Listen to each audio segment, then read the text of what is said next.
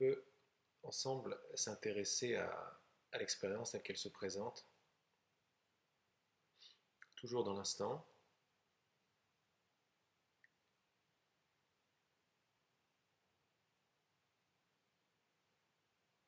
et tenter de s'intéresser à toutes ces sensations. Qu'est-ce que nous avons maintenant dans notre expérience? On a des sensations auditives, on a la voix de Laurent, on a le bruit du train, des pas,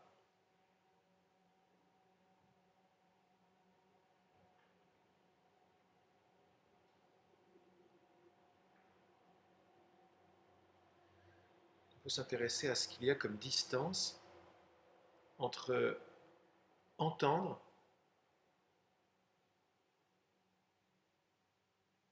et les sensations, et les sons. Il y a entendre et il y a les sons. Est-ce qu'on trouve un endroit où entendre s'arrête et où le son commence?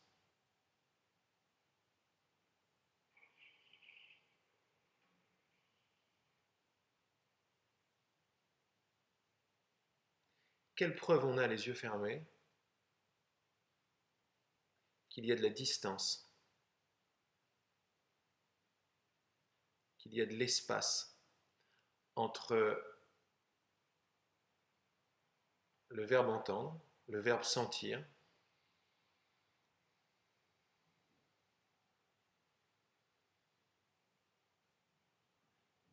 et les sensations senties et les sons entendus? Quelle preuve j'ai qu'il y a de la distance dans mon expérience telle qu'elle se présente?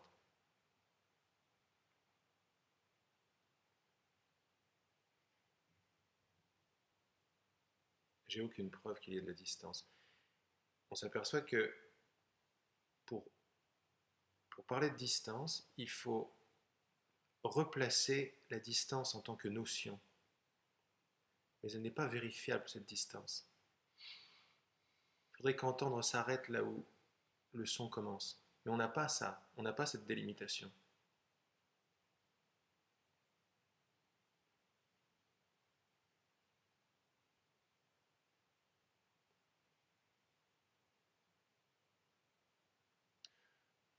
On peut s'intéresser également à... Alors c'est pareil avec sentir.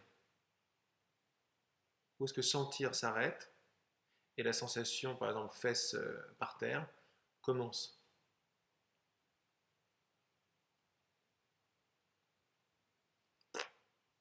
Le mental ne peut pas dire. Il se trouve qu'il n'y en a peut-être pas. Donc aujourd'hui, on s'ouvre à la possibilité que la façon dont on regardait le monde jusqu'à présent, la solidité apparente du monde à l'extérieur de soi, n'est peut-être pas vraie. On ne dit pas qu'elle est vraie ou qu'elle n'est pas vraie, on dit qu'elle est peut-être pas vraie. C'est tout ce qu'il faut pour pouvoir commencer à regarder de près un concept, une expérience, une sensation, et voir qu'elle n'est pas aussi solide que ça. Même si elle semble présenter, la sensation semble présenter une distance. Un moi ici et un son là-bas. Un moi ici et une sensation, c'est encore plus proche, une sensation. Mais regardez que la sensation d'être assis, elle est un peu là-bas quand même. Puisque je suis censé en être conscient. Je suis censé être conscient également du son. Donc ça fait deux choses. Ça fait un moi ici et un son là-bas. Mais quelle preuve j'ai que là-bas est là-bas? Qu'est-ce qui me fait dire que le son est là-bas et que moi je suis ici?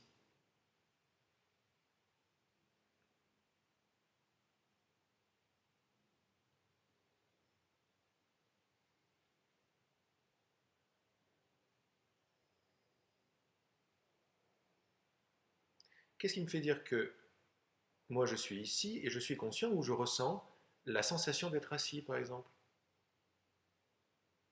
Ça fait deux choses, il y a une distance. Ça c'est l'expérience que nous avons tous les jours, une distance. Un son bien à l'extérieur, mais même une sensation dans le corps, on en est conscient, donc on est quelque part d'autre dans le corps apparemment. Ça semble plus proche, la sensation semble plus proche que le son. Mais regardez que les yeux fermés, et quand on reste vraiment avec l'expérience sans rien rajouter dessus, en s'ouvrant à la possibilité d'avoir tort, de ne pas savoir,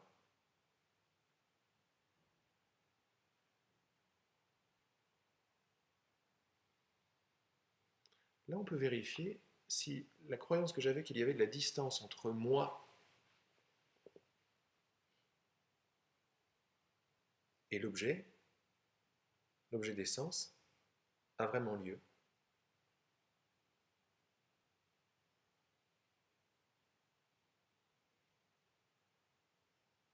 Il est intéressant d'essayer de définir qui est ce moi.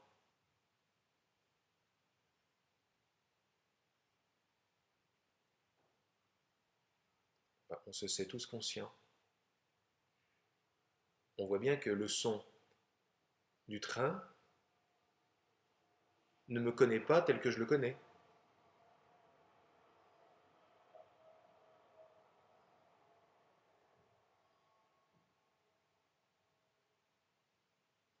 Le son de la voix de Laurent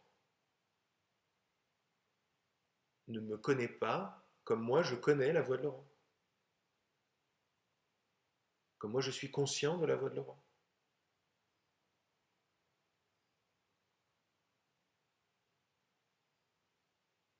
Donc pour l'instant, il y a apparemment deux choses. Il y a la conscience des choses, que j'appelle moi, et les choses. Regardez bien que la sensation d'être assis ne vous connaît pas, comme vous la connaissez.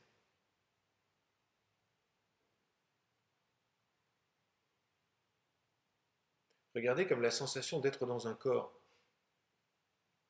Regardez comme c'est une sensation, ça. Une impression, c'est quelque chose de plus subtil, mais quand même assez fondamental pour notre expérience. C'est ce qui nous permet de dire que le monde est à l'extérieur. C'est que je suis dans un corps sur la Terre. Qu'est-ce que j'ai comme preuve de ça? C'est qui moi déjà? Bon, moi, c'est une entité consciente. Qu'est-ce que j'ai comme preuve d'être dans un corps? Qu'est-ce qui se passe les yeux fermés? Qu'est-ce que c'est un corps les yeux fermés? Il y a la pensée corps qui décrit, les yeux fermés, qui décrit des sensations, diverses sensations. Sensations, des petits picotements. Regardez que les sensations ne vous connaissent pas. La sensation ne me connaît pas. La sensation ne peut pas dire bonjour, bon alors, comment tu vas? T'es pas tout à fait conscient de moi, de temps en temps oui, de temps en temps non. Bon, bon voilà, regarde à droite. Une sensation ne peut pas dire ça. Une sensation n'est pas douée de conscience, d'indépendance pour me parler.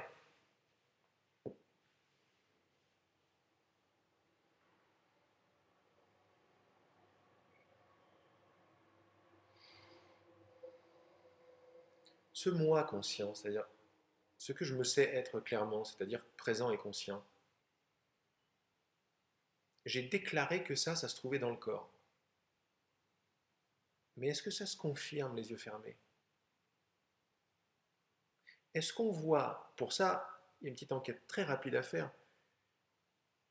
c'est qu'on croit qu'il y a un corps, c'est-à-dire un objet solide, physique, matériel, qui envoie des sensations, ou des sons même. Et si on a les yeux ouverts, des images. Mais là, on n'a pas les yeux ouverts, on en profite, c'est plus facile. Donc le corps, c'est quoi? C'est toute une série de sensations qui bougent tout le temps, qui ne sont pas conscientes donc. De la sensation d'être assis, la sensation dans les jambes, les picotements, n'est-ce pas? Mais les yeux fermés, si on prend les picotements dans les jambes par exemple,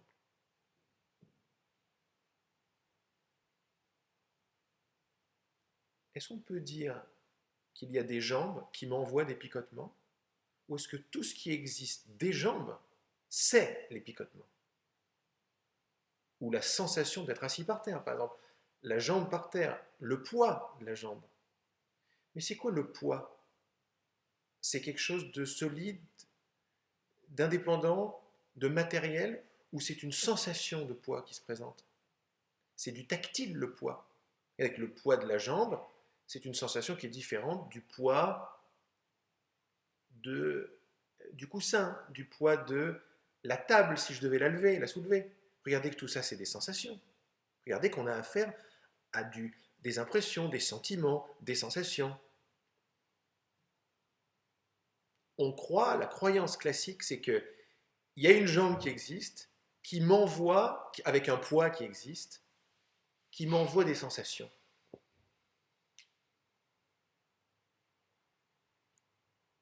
Il y a un corps qui est là, et le corps m'envoie des sensations. Et là, on s'ouvre à la possibilité que, en dehors, si j'enlève toute sensation, il est où le corps? Il peut faire du bruit, des sensations auditives. Si j'enlève la sensation auditive, les sons, les sons et les sensations tactiles, et les sensations tactiles de poids, les sensations tactiles de température, si j'enlève tout ça, est-ce qu'il y a un corps qui est là? Si j'enlève la pensée corps, qu'est-ce qui reste? On veut juste savoir s'il existe un objet solide, physique, indépendant, et des sensations.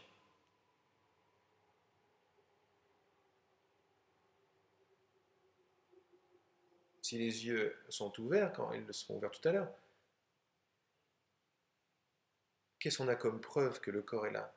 On a des images. Mais y aurait-il un corps qui envoie des images? Ou le corps n'est rien d'autre, ou l'image n'est rien d'autre que le corps. Le corps est image. Image, son, sensation. Tout cela, c'est de la perception.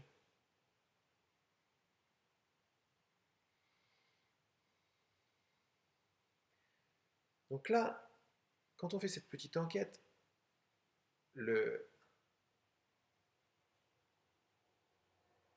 qui est sympa, ce qui allège un petit peu toute l'expérience, c'est qu'on vient de voir qu'il n'y a pas de matière indépendante, on n'a pas de preuve qu'il y ait une matière indépendante, extérieure, solide, qui envoie des sensations.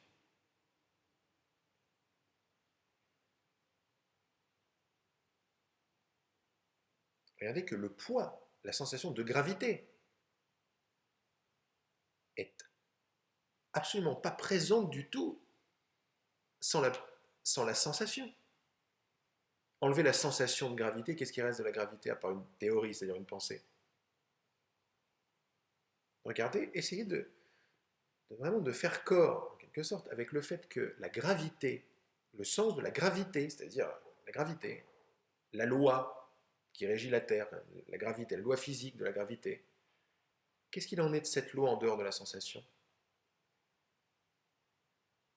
Le poids est une sensation d'ailleurs tactile. L'air a moins de poids, la plume a moins de poids que le coussin, que la table. Regardez que c'est des sensations différentes tout ça. Donc quand j'en reviens au corps, je m'aperçois qu'il n'y a pas un corps et des sensations. Il y a des sensations. Et des sensations, c'est de la perception de sensations. Regardez comme une sensation, on est déjà beaucoup plus dans quelque chose de moins matériel, de moins solide, de moins physique. C'est de la sensation.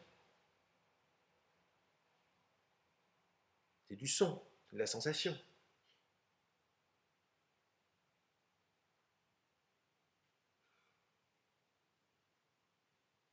Est-ce qu'on a affaire à fesses et sol, ce qui serait deux choses, ou est-ce que dans l'expérience directe, on a simplement une sensation?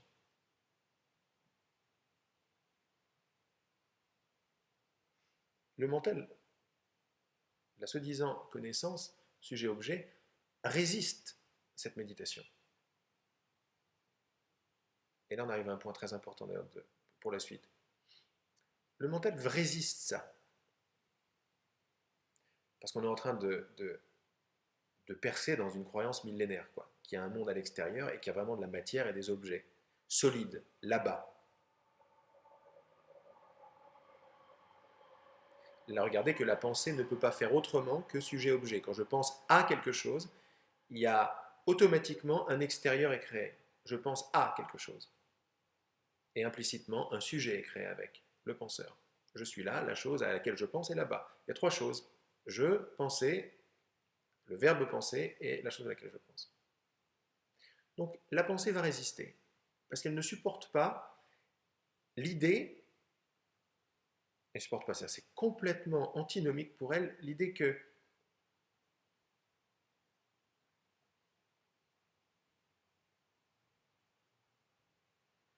il n'y ait pas fesse et sol. Et pourtant, dans l'expérience directe, il y a une sensation. Pourquoi je dis que c'est important? Parce que vous allez sentir un passage, une sorte de passage de témoin entre un type de connaissance et une autre. Et ça, c'est peut-être le point le plus important. Il y a un type de connaissance, c'est-à-dire sujet-objet, je connais ça, la connaissance intellectuelle, la connaissance scolaire, la connaissance qui semble régir le monde, les hommes, la connaissance des humains, je sais que, voilà, je sais que c'est là, je sais, voilà, ça c'est là, voilà, je peux pointer le doigt, etc. Et tout le raisonnement qui va avec. Mais regardez que celui-là, il a ses limites et on ne peut pas arriver à ce vers quoi on semble arriver maintenant par la même connaissance. C'est pas possible. Parce qu'on est en train de casser l'objet là-bas. En cassant l'objet là-bas, on casse le connaissant de l'objet ici. C'est la même expérience. C'est pour ça que l'objet n'est pas aussi solide et n'est pas aussi à l'extérieur que prévu. Si vous sentez de la résistance, c'est que vous essayez d'attraper ce nouveau savoir. Et vous ne pouvez pas faire autrement, c'est comme ça que ça se passe.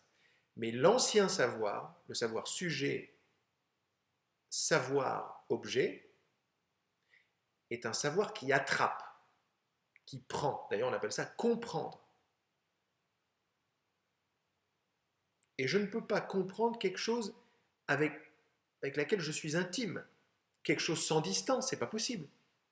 Il y a une distance entre moi et la chose que je comprends, parce que je dois la comprendre. Ça, c'est le savoir qui est en train de se faire un petit peu percer par cette réunion, cette méditation, cet intérêt, cette curiosité. Il faut voir qu'on peut connaître différemment que je connais ceci. Il peut y avoir à la place d'un savoir intellectuel, d'un comprendre, d'un ici et là, d'un objet, il peut y avoir une autre connaissance, cette connaissance qui peut se servir d'un remarqué beaucoup plus doux, je remarque de façon douce, que c'est peut-être pas comme ça. Je remarque de façon douce que fesse et sol deviennent en fait une sensation. Et quand je vois que j'ai affaire qu'à une sensation, je m'aperçois petit à petit, je m'aperçois gentiment. Je ne comprends pas, je m'aperçois. Je m'aperçois gentiment de quoi? Que fesse disparaît et que sol disparaît. Pourquoi ça disparaît? Parce que quand je regarde de près, je n'en ai plus besoin. Je peux lâcher mes anciennes références quand je vois que les garder ne me sert pas. Quand je m'intéresse à la sensation telle qu'elle se présente, le paradigme duel de fesses et sol et contact m'intéresse de moins en moins. Donc, avant de comprendre, il y a vraiment une bonne volonté de s'ouvrir au fait que je ne sais pas, que je ne pourrai jamais savoir ce dont il est question maintenant, et surtout ce vers quoi on se dirige apparemment. On passe d'une connaissance duelle, d'un sujet-objet qui est la cause, quand on se prend pour ce sujet qui n'est pas là, on s'enorgueille de connaître les choses, et on souffre de la distance qu'il y a et de l'insécurité qu'il y a, c'est-à-dire de la non-assurance qu'il y a, de la non-certitude qu'il y a, à cause de cette distance, dans la connaissance de l'objet. On n'a pas de connaissance de l'objet. Si on est honnête avec soi, on ne sait pas grand-chose. Pourquoi? Parce qu'il y a une distance. Comment voulez-vous savoir quoi que ce soit avec une distance? C'est pour ça que penser, savoir, on peut plutôt l'appeler évaluer, imaginer. Euh, Pas mal, c'est de l'évaluation, parce qu'il y a de la distance. Ça se réfère à du passé, ça se réfère à un paradigme. Mais dès qu'on commence à voir, vous sentez, c'est énergétique, hein, dès que je commence à voir qu'il n'y a pas fait ces sols, sentez la détente. Pourquoi? Parce que vouloir comprendre se calme. Vouloir comprendre va de plus en plus dire, bon allez, j'abandonne, ça m'a saoulé. Il ne peut pas tenir, il ne peut pas maintenir une sensation.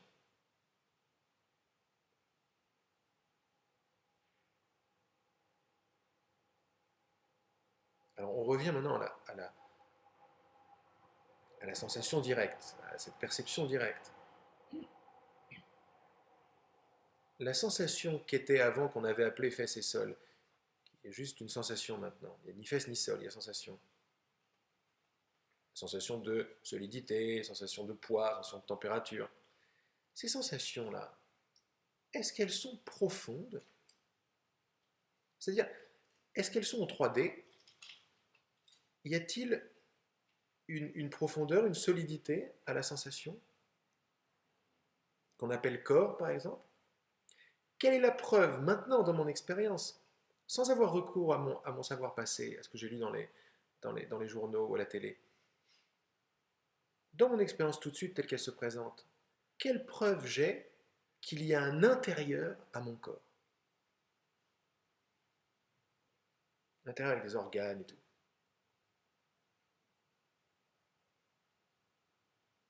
On n'est pas en train de dire qu'il n'y a pas d'organes, on n'est pas en train de dire qu'il n'y a pas d'intérieur. On est en train de s'ouvrir à la possibilité que intérieur est une vue d'esprit. Mieux même, une sensation. On peut explorer ensemble qu'est-ce que ça veut dire.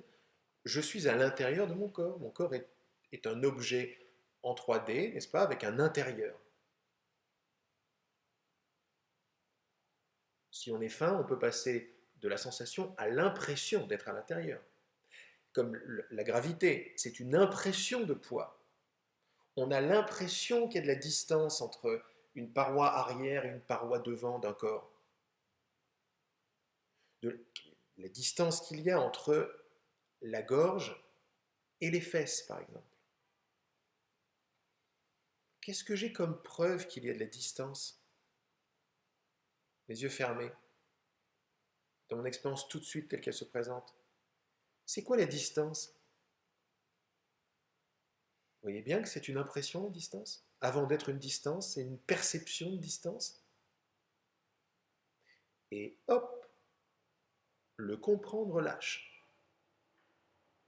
Parce qu'une grosse croyance commence à être ébranlée. La croyance de la distance, de la profondeur et de l'intérieur. Regardez qu'il n'y a que de la sensation. Et maintenant, très important, la sensation d'être à l'intérieur du corps. C'est quoi? C'est la sensation intime de l'intérieur. Mais regardez que c'est que de l'impression et de la sensation. Est-ce que l'impression qui s'appelle être à l'intérieur du corps, je rappelle, je répète une fois, c'est très important, est-ce que être à l'intérieur du corps qui correspond à la sensation, est-ce que cette sensation est consciente de vous?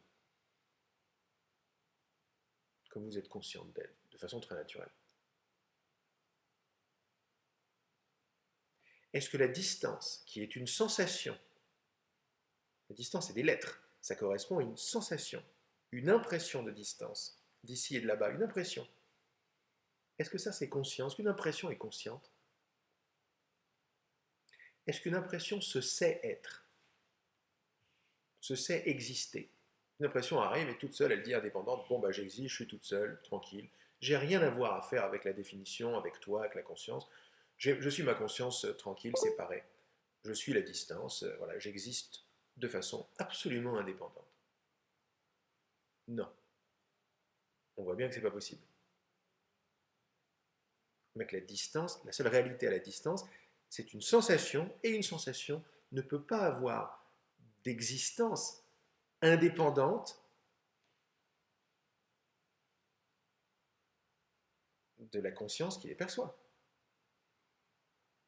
Il n'y a pas de sensation qui se balade avec leur propre volonté, leur propre conscience. C'est pas possible. Mais c'est facile à voir avec une sensation, une impression. C'est pas facile à défaire l'illusion de, en général avec les yeux ouverts, des choses là-bas, de la solidité de la matière là-bas. Donc en passant par cette petite méditation qui ramène la matière à une perception de matière, qui ramène la perception à de la perception, c'est-à-dire de la sensation, de l'impression, on s'aperçoit que le savoir mental qui va avec se calme, et il y a quelque chose de tout à fait simple, de tout à fait direct. Il y a une soupe d'impressions et de sensations qui dansent, parce que le fait de dire que ce qu'on avait appelé fesses par terre, on a vu qu'il n'y a qu'une seule chose, il n'y en a pas deux. Mais vous voyez bien que ça flotte. Parce que croire que là, ça c'est en bas et moi je suis en haut, ça veut dire que je me place dans la tête, mais la tête c'est quoi? C'est une sensation. Me placer dans la tête, ça c'est des mots, ça correspond à quelle expérience? C'est subtil, mais quand ça c'est vu, il y a une détente absolue qui se passe. Parce que être dans la tête, ça correspond à une impression. C'est pas du solide, être dans la tête. Continue de regarder comme ça.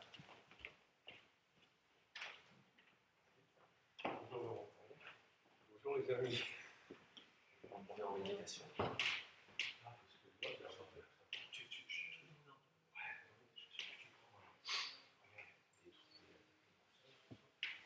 Nous continuons.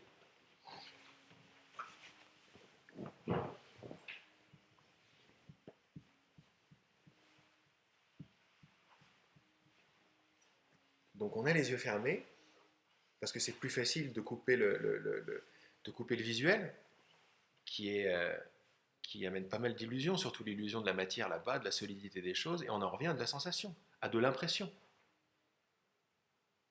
On en était au corps qui était que de la sensation non consciente, et maintenant on en était à des choses plus fines comme l'impression d'être dans un corps. Quand je dis être dans le corps, qu'est-ce que ça veut dire? C'est-à-dire je suis dans la tête. Je suis dans la tête, c'est des mots. Ça correspond à quoi? À des petites bulles, c'est-à-dire de la sensation. Le poids, la gravité, dans mon expérience directe. C'est pas quelque chose qui existe à l'extérieur de la sensation, c'est une sensation. Je répète parce que c'est très important. Parce qu'on a donné une réalité solide, extérieure et matérielle à des règles, des lois physiques qui sont là-bas. Et moi, petit pauvre de moi, un corps ici. Mais les yeux fermés, c'est pas vrai. Les yeux fermés, c'est pas vrai. Il y a la conscience. On y reviendra à la conscience. Où est-ce qu'elle est? D'où est-ce qu'elle est? Comment je sais tout ça? Et on est là en train de faire un scan du corps. Le corps apparaît comme des sensations, des impressions.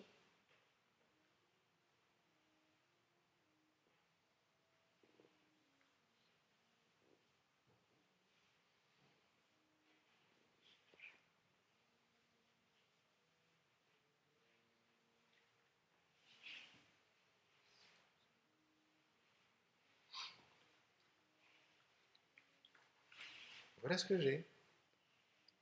Anciennement, fesses, sol, les yeux fermés, dans l'évidence. Maintenant, regardez, c'est de plus en plus évident parce que le savoir sujet-objet, il lâche. Ben, il y a quelque chose de direct, il y a quelque chose d'enfantin, quoi. Ben non, il y a pas deux choses, il y a une chose. Le dos, il n'y a pas de dos. Il y a une impression de dos. De moins en moins, je vais me couper la main pour dire qu'il y a un corps et que je suis dedans. Il faut, ça amène beaucoup trop de paramètres, ça. Mais c'est ce jeu, qui c'est dans. Tiens, un corps est vide, il y a des choses à l'intérieur dans lesquelles je peux aller, mais qu'est-ce que j'ai comme preuve qu'il y a un dans le corps? Des sensations. qui plus est absolument inconscientes de quoi que ce soit. Elles ne me connaissent pas, ces sensations. La distance entre les fesses et la gorge, c'est une impression de distance. Mais c'est quoi une impression? C'est pas de la matière solide de l'impression, c'est de l'impression. C'est c'est de l'impression. C'est très très très léger, c'est comme de l'air de l'impression. C'est une sorte de... On peut appeler ça même de la matière mentale. Pas des lettres, mais de la matière mentale.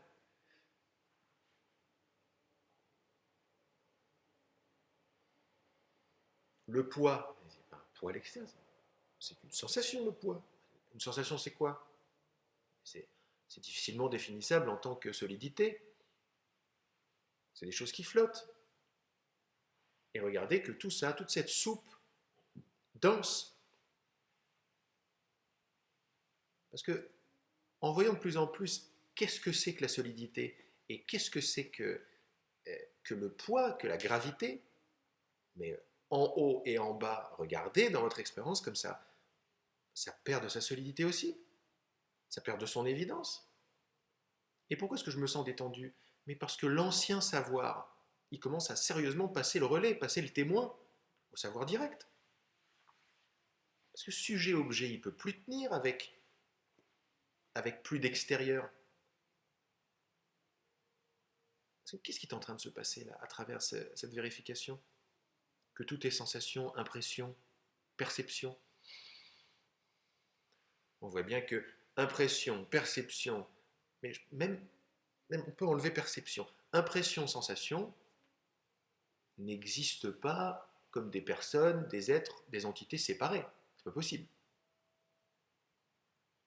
Donc ce qui est en train de se passer sympathiquement, c'est que la grande idée fondatrice de l'expérience humaine, qui s'appelle extérieur, et donc avec un intérieur dans un corps et un extérieur là-bas, commence également à glisser sur une pente bien savonneuse. Du moins la solidité de tout cela. On fait juste de la vérification. On n'est pas en train de défaire le monde, quoi que ce soit, c'est pas intéressant. Juste on voit la solidité de l'extérieur et de l'intérieur. Qu'est-ce qu'on a comme preuve, hein? Il y a des pensées qui vont dire oui, alors ça, ceci. Mais si on met les pensées de côté, qu'est-ce qu'on a? De l'impression, de la sensation. Tiens, on n'a pas fini de voir qu'est-ce que ça veut dire je suis dans le corps. C'est des lettres. Les lettres, bon, c'est des lettres. Mais les lettres correspondent, comme toutes les lettres, correspondent à de la description. C'est du langage qui décrit une expérience. Qu'est-ce qui décrit je suis dans le corps? On l'a vu tout à l'heure. Ils décrivent qu'est-ce que ça veut dire être dans le corps? Ça voudrait dire déjà que le corps n'est pas que de la sensation, mais la conscience que nous savons être, est-ce qu'elle peut être dans de la sensation? Est-ce que je peux mettre la conscience dans une sensation? On vérifie tout de suite, c'est quand même simple. Mais ça n'est pas simple si je garde encore le savoir sujet-objet, c'est solide, le corps il est grand, il est dur, il est solide, il y a du vide à l'intérieur, je peux m'y mettre. Mais quand le corps est vu pour ce qu'il est, c'est-à-dire de la sensation, de l'impression, plein d'impressions, mais des sons, pas? Quand on a les yeux ouverts, des images, mais c'est plus facile de le faire avec les yeux fermés. La sensation de poids, l'impression de distance, l'impression d'intériorité, les sensations de tout ça, elles ne sont pas conscientes. Et alors, est-ce qu'on peut mettre la conscience dedans?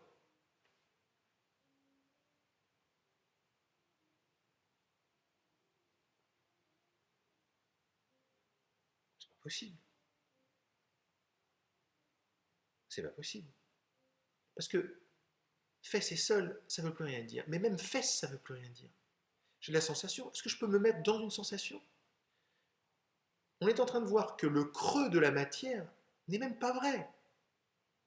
N'est même pas vrai, à part quand on fait passer la réalité physique à la réalité mentale, la réalité de la sensation, de l'impression. Et plutôt que de croire que je suis dans un corps, je m'aperçois que être dans égale une impression, une sensation. Mais est-ce que l'impression d'être à l'intérieur du corps, est-ce qu'elle est consciente, cette impression? Est-ce qu'elle me connaît?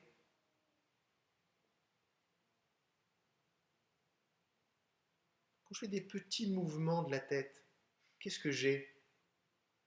J'ai de la sensation, j'ai de l'impression de mouvement. Regardez que le mouvement, c'est une impression. C'est très complexe. C'est vachement bien fait, cette histoire. Parce que c'est toute une soupe sensorielle qui est très précise et très différente. Les sensations sont très... Elles n'arrêtent pas de bouger, c'est très différent. Le mouvement est une sensation. Être à l'intérieur, c'est une sensation. Poids, c'est une sensation. Température, c'est une sensation.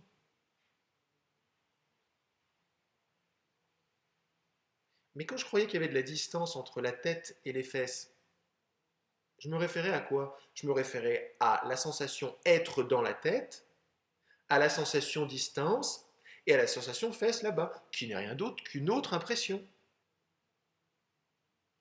Mais même bouger, c'est une impression. C'est fait de quoi? C'est fait de trucs qui bougent. Mais est-ce que la conscience qui est consciente des mouvements bouge? C'est ça qu'il faut voir. Il faut voir. Il ne faut pas voir avec la compréhension sujet-objet, avec je comprends que, même si ça semble être encore un petit peu ça, mais de moins en moins. Vous voyez bien que je vois que est de moins en moins le même je vois qu'avant. Ça, c'est top important, avant que tu sois arrivé tout à l'heure. Il y a comme un passage de témoin, je répète, entre je sais que les choses sont comme ci, comme ça, hein, et un autre type de savoir, une sensation qui apparaît, une perception directe, clac, et oui, c'est la différence, le passage de témoin entre le je sais que qui semble très solide et bataillé, et plein de doutes, et la douce reconnaissance. La douce reconnaissance, très impersonnelle.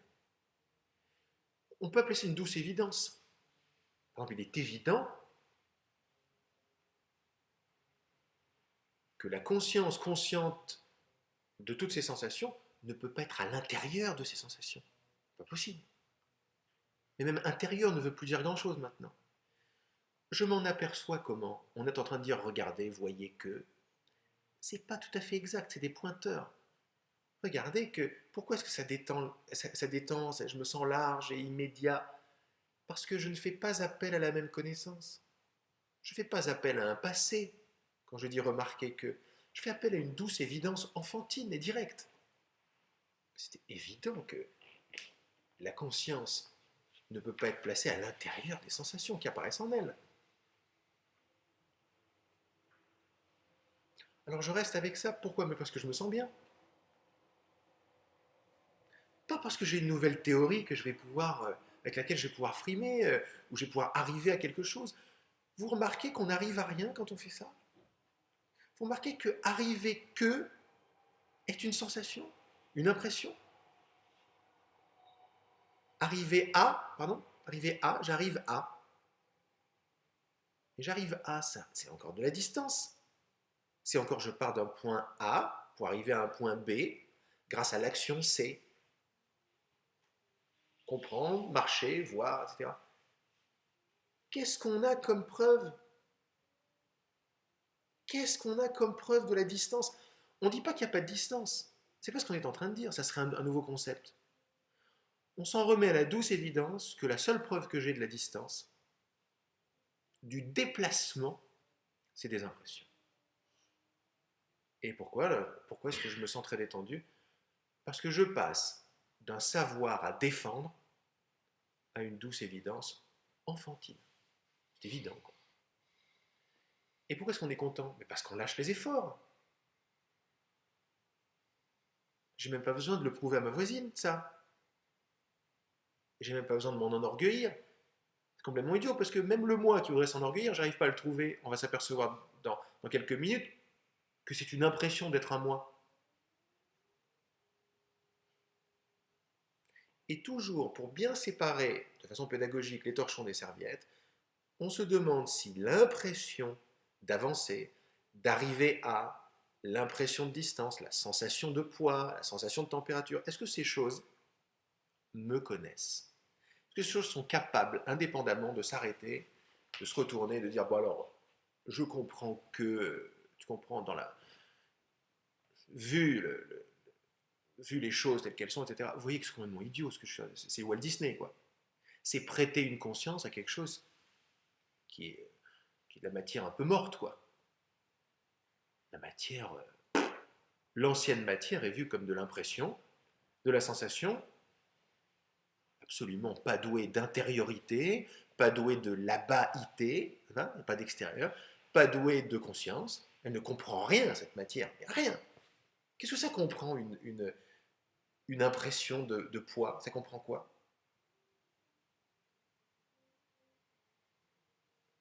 Rien. Et maintenant, le grand paradigme, je suis emprisonné dans un corps, sur la terre, et les sons sont à l'extérieur de moi.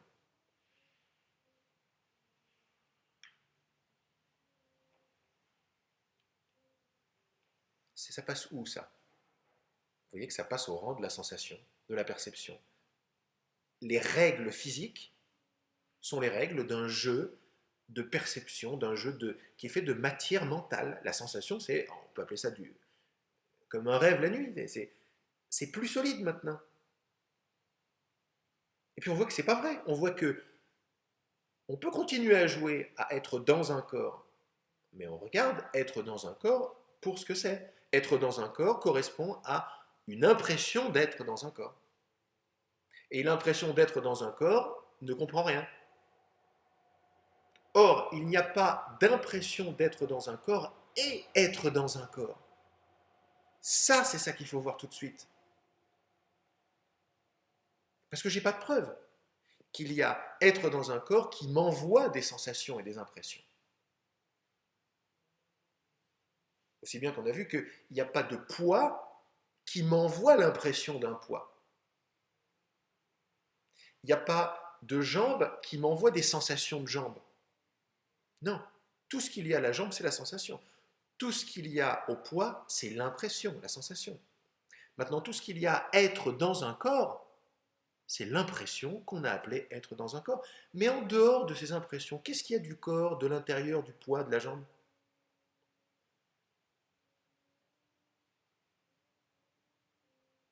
Rien. Parce que je ne trouve pas de jambes en dehors de l'impression. La croyance sujet-objet, la croyance de solidité, la croyance humaine, la croyance de tout le paradigme de solidité de la matière indépendante repose sur la matière indépendante existe là-bas et m'envoie des sensations, m'envoie des impressions. Mais quand j'enlève toutes les impressions qui forment la jambe ou les fesses et le sol, qu'est-ce qui me reste? Que dalle. Et je vérifie.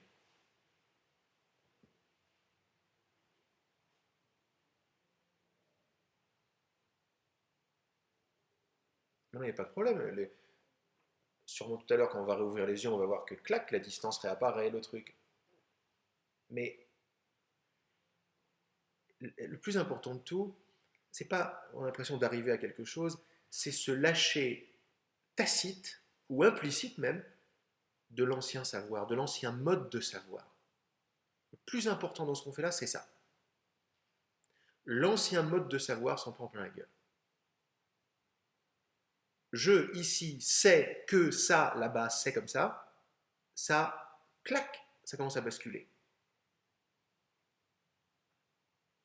Parce qu'on lui enlève son terrain de jeu favori, son terrain de jeu qui crée d'ailleurs, là-bas et ici. Là-bas solide, indépendant d'ici. C'est pas vrai, ici il y a une conscience. J'ai cru, quand j'ai pas vérifié, que la conscience que je me sais être était emprisonnée dans un corps. J'ai vu qu'un corps c'est des sensations, j'ai vu que dans c'est une impression, j'ai vu que là-bas c'est une impression de distance, et j'ai vu que la conscience consciente de ces mots maintenant et de ces sons ne peut pas être à l'intérieur d'une impression. qui lui apparaît, notamment à l'intérieur de l'impression d'être dans un corps, par exemple. Bon, mais ça détend les choses, parce que ça change complètement, ça retourne le gant. Maintenant, l'impression d'être dans un corps qui est non consciente flotte en moi.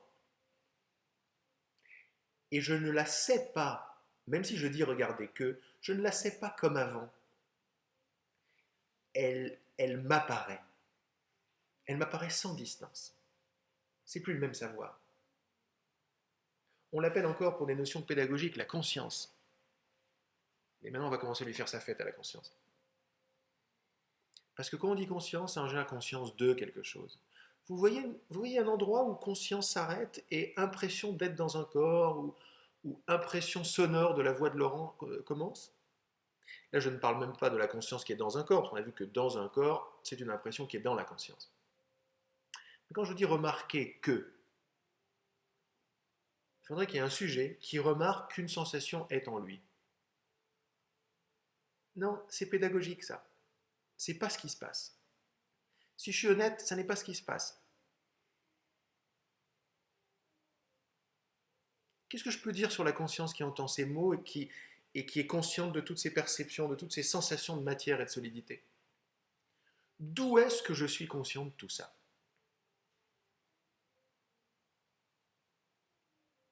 Où est-ce que je commence? Moi, conscience de, n'est-ce pas? Que j'appelle moi encore, parce que moi, c'est trois lettres.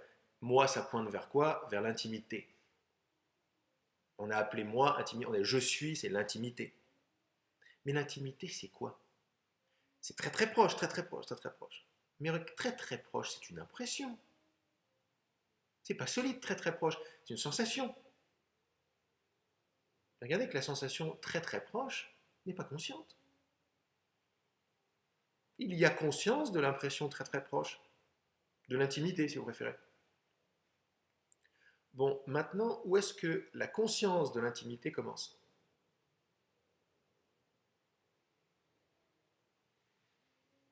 Bon, ben, à ce niveau-là de vérification, même derrière, devant ont déjà disparu. Du moins, c'est des impressions. Parce que quand on donne tout ça au mental, le mental ne peut rien faire d'autre que mettre en perspective.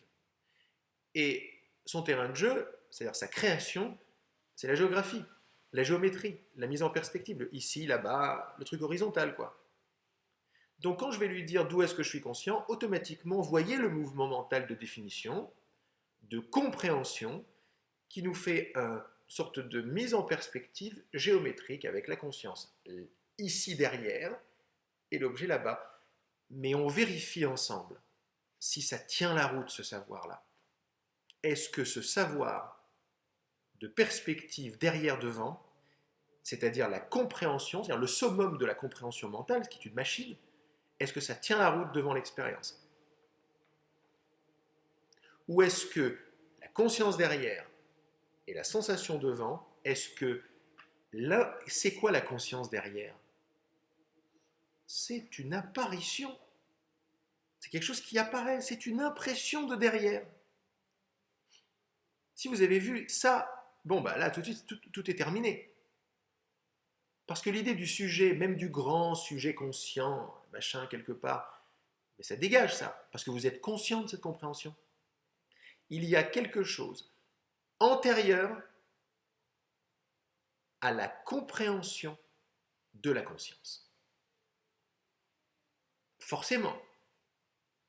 Puisque, quoi qu'il arrive, vous êtes toujours là pour m'en parler, pour le voir, pour ne pas le voir, pour le comprendre ou pour ne pas comprendre. Regardez que il y a quelque chose qui est inattrapable, parce que on n'a rien dessus, mais on a une évidence de présence immédiate.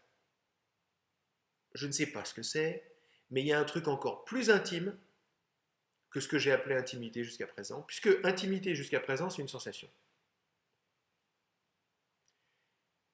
Et on va retourner dans le pédagogique qui n'est pas tout à fait exact, et encore pendant un certain temps, et je suis conscient de la sensation d'intimité. Donc j'existe avant. Bon, ça c'est important de voir ça.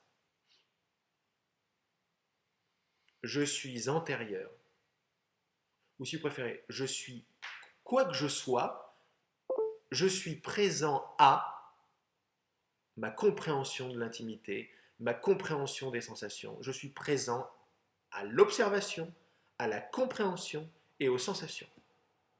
Et à la mise en perspective du mental. Je suis présent au mental. D'ailleurs, la compréhension mentale, c'est-à-dire la mise en perspective géométrique de la conscience ici et de l'objet là-bas, ne sait rien de moi. Il n'y a rien de vivant, il n'y a rien de conscient. C'est une impression de mise en perspective, elle n'est pas consciente. Elle n'est pas douée de vie, indépendante et savante. C'est complètement idiot. Mais ça, c'est facile à voir maintenant, une fois qu'on a défait le... C'est pas qu'on a défait. Cet effet, c'est encore un truc qu'il faut faire. Il n'y a rien à faire. Une fois qu'on a replacé les choses à leur place, qu'on a appelé les choses par leur nom. Distance et sensation de distance. Sujet-objet, c'est une expérience de sujet-objet.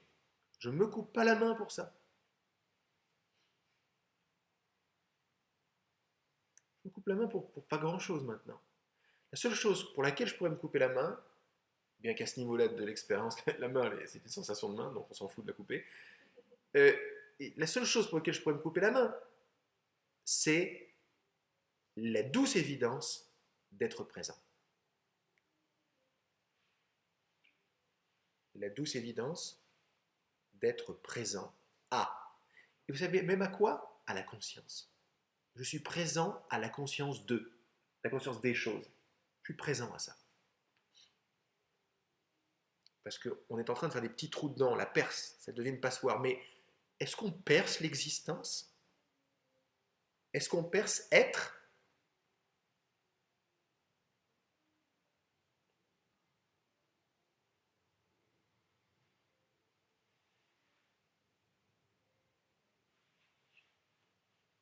On est présent à tout ce qui se passe.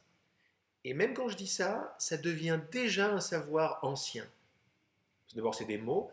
Et dans la façon de parler même, c'est duel. On est présent à quelque chose. C'est déjà désuet, c'est déjà pas vrai. Ça ne peut pas décrire l'immédiateté de tout ce qui se passe. Même de dire que tout est immédiat en moi, c'est pas mal, mais c'est pas vrai. Je me coupe pas la main pour dire c'est en moi. Je ne peux rien dire sur l'existence. Sur être présent, je peux rien dire dessus, sauf que c'est là. Donc ça voudrait dire que les sensations apparaissent à l'intérieur. Et ça, c'est créer un objet, une sorte de contenant grand à l'existence. Je ne me coupe pas la main pour ça. Le contenant grand, il apparaît. C'est une représentation du présent. Le présent, c'est l'immédiateté d'être présent. Et alors, là, il y a de la distance. Là, il y a de l'immédiateté qui nous permet de voir les tentatives du mental. Quand j'ai dit mettre en perspective, c'est quoi? C'est représenter. Le mental va représenter le présent, qui n'en a pas besoin. Là, je m'adresse au pur présent vivant, qui sait tout ça, qui est capable d'écouter, qui est capable de conscience, mais mieux même que de la conscience, qui est, sans distance.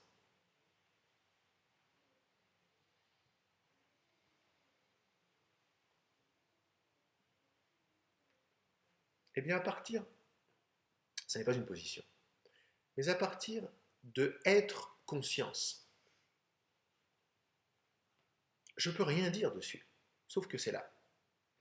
Maintenant, la majesté qui se passe en même temps, la bascule qui se passe, c'est que je ne peux plus faire de différence finalement entre les sensations, les objets et la présence, et être présent. Parce qu'être présent ne s'arrête sûrement pas et ne commence sûrement pas. Donc c'est vrai, et c'est pas mal de dire tout va et vient en moi, tout va et vient en être. Et moi, c'est trois lettres. Tout va et vient en la vraie intimité, c'est-à-dire l'immédiateté non conceptuelle, sans forme. Le vivant, quoi. Vie. La seule chose, on peut rester avec la conscience, doué de conscience. C'est-à-dire éveillé, quoi. Vous voyez que c'est pas mort. Ce qui entend mes mots maintenant n'est pas mort. C'est éveillé, c'est vivant. On peut dire tout apparaît dans le vivant. Mais dès qu'on dit quelque chose, clac, ça veut dire quelque chose. Le mental a mis en perspective. Mais si on a apprécié, au-delà de toutes les sensations, on a apprécié la chose la plus importante, c'est le passage de témoin. De l'ancienne façon de connaître les choses, de la façon sujet-objet, à une connaissance beaucoup plus directe, qui est la connaissance de l'être, connaissance immédiate, c'est-à-dire je suis la voix de Laurent. Et c'est pour ça que je la connais. Mais cette connaissance n'est pas ici, là-bas, c'est de l'intime. Mais c'est la seule connaissance qui soit. Le reste, c'est de l'interprétation, de l'évaluation, de la géométrie, de la mise en perspective et de l'illusion de solidité de là-bas et d'ici. Tout sort à partir de la non-vérification, ou plutôt du passage de être savoir, et c'est un savoir intrinsèque, immédiat à l'être, à être dans quelque chose et savoir que. Voilà, c'est ça le passage. Le passage entre deux modes de savoir et deux modes d'être. Mais il n'y en a pas vraiment deux, en fait, quand on vérifie. L'intimité évidente que je me sais être ne s'est jamais localisée dans un corps, c'est-à-dire dans une sensation. C'est pas possible. Et le savoir immédiat dans lequel tout apparaît n'est jamais vraiment devenu un savoir intellectuel sujet-objet. La preuve en est, le savoir intellectuel ou la mise en perspective géométrique sujet-objet ne sait rien. Or, je la sais. Mieux même, pourquoi je la sais? Parce que je la suis.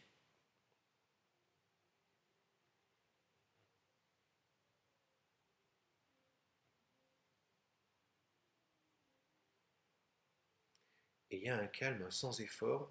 Il n'y a pas beaucoup de pensée, j'imagine, dans vos expériences maintenant, parce qu'on a chanté la pensée, elle est à la source de la pensée. Être n'a pas besoin de penser pour être. Savoir n'a pas besoin de penser pour savoir. Alors oui, ça fait très très peur, mais là ça fait pas peur du tout. Mais parce qu'il n'y a pas quelqu'un qui va s'enorgueillir de ce savoir-là. Il y a juste ce que je me sais être de façon intrinsèque, sans jeu même. Il y a juste être, savoir, qui est la même chose.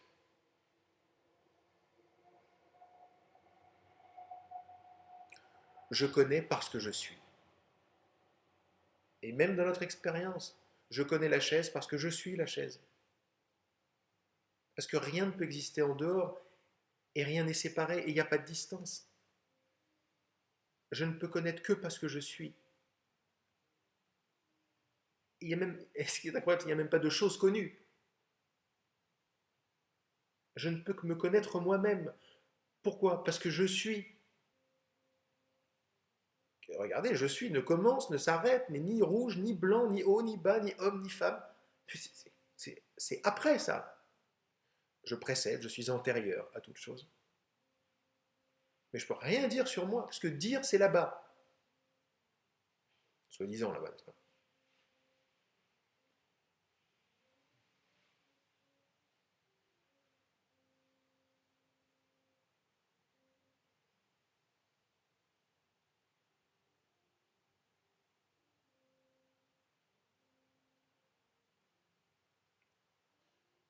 Comment puis-je reconnaître ce son, le son du saxo?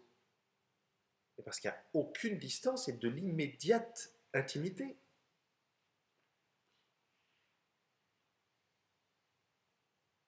Qu'est-ce qui me permet de dire, oh, écoute le son? Qu'est-ce qui me permet de m'apercevoir de l'apparition de quelque chose? Or, c'est sûrement pas un savoir dans le temps qui dit oh, je suis ici et j'entends le truc là-bas. Ça, c'est de l'interprétation géographique derrière. Ça vient après, ça. Mais il y a bien une immédiateté qui me permet de dire voilà le train. Ça, c'est après, voilà le train. la sensation auditive, le truc qui est apparu comme ça, plaf, immédiat, sans distance, tout de suite. Mais même en moi, c'est déjà un peu trop, mais c'est pas mal. Je partage l'être, c'est une façon de parler, avec l'apparaître. Apparaître n'est pas en dehors d'être. Apparaître apparaît parce que être est là. Il y a pas le je suis n'est pas géographique, il ne commence pas, il ne s'arrête pas. Mais la douce évidence, c'est que je suis. Et quand j'enlève le mot je suis, parce que les mots ne sont pas la chose, qu'est-ce qu'il y a? Ben, il y a l'immédiateté d'être, il y a exister. Et bien que exister se partage avec absolument toutes les apparences, ce qui ne commence ni ne s'arrête.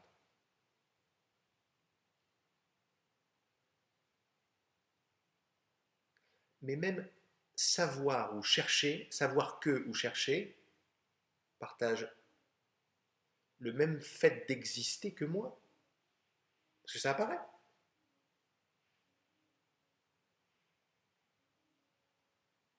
Le mystère, c'est pas être, le mystère, c'est l'apparaître. Incroyable, les choses apparaissent. Mais moi, je suis tout sauf un mystère, je suis une douce évidence. Non conceptuelle, bien sûr. On retourne le gant sur ce qui est mystérieux et ce qui est sûr. Ce qui est sûr et certain, c'est je suis, tout de suite. Alors, ce qui est très mystérieux, c'est ces sensations qui deviennent de la matière. Ouh là là, c'est très mystérieux ça, mais c'est superbe.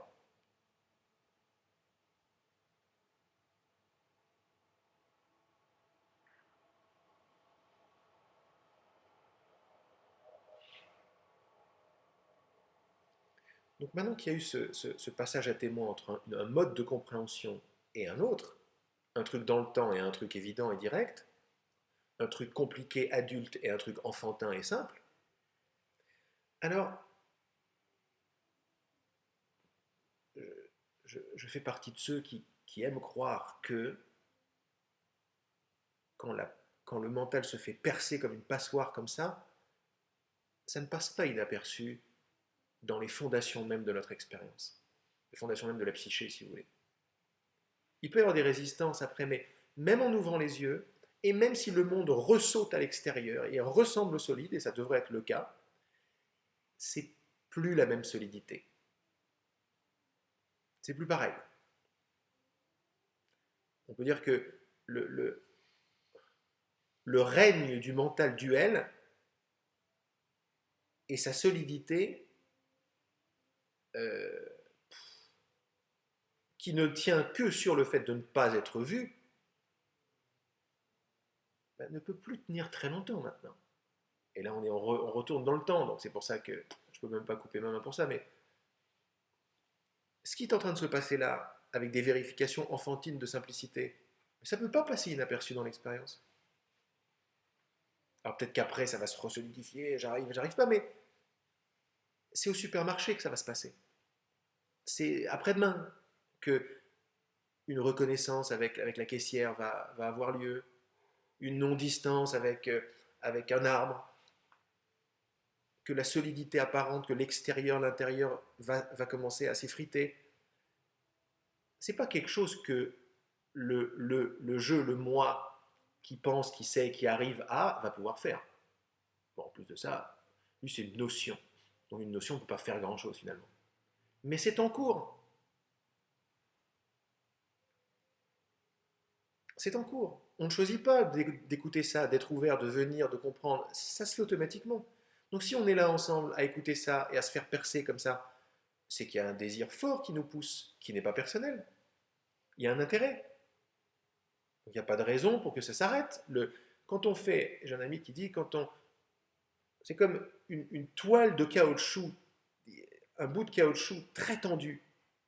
Quand on fait un petit trou dedans avec une épingle, oh là, mais petit à petit, le trou, il s'agrandit tout seul. C'est ce qui se passe. C'est ce qui se passe avec ces méditations, avec ces intérêts, avec cette bonne volonté de ne pas savoir, cette bonne volonté d'être plutôt que de comprendre, etc., etc. Donc même en ouvrant les yeux, il n'y a pas, même si c'est la plus grande illusion, l'illusion optique, mais je ne suis pas en rapport avec des gens et une pièce, je suis en rapport avec des images.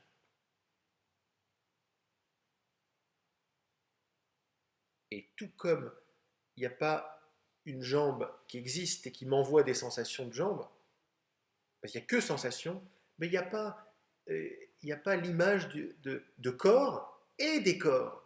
J'ai pas de preuve de ça. C'est magistral comme retournement. Il n'y a pas de corps qui m'envoie des images. Mais c'est évident. Il y a une image 3D et il n'y a pas de corps en dehors de cette image 3D. Hein. Le corps de la voisine, du voisin, c'est une image 3D qui apparaît.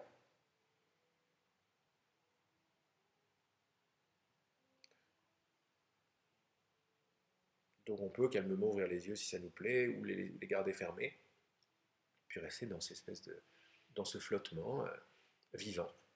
L'important c'est je ne sais rien, je suis.